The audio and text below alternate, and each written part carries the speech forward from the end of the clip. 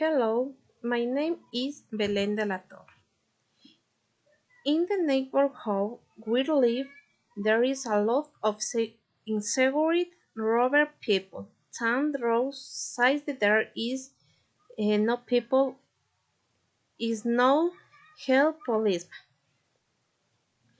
As a neighborhood, the solution has been thought of, which how we to create a security plan with camping in which we can motivate the neighbor to be more united.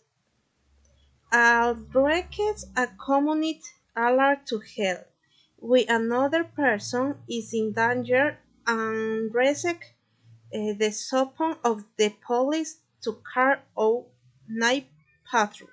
Thank you.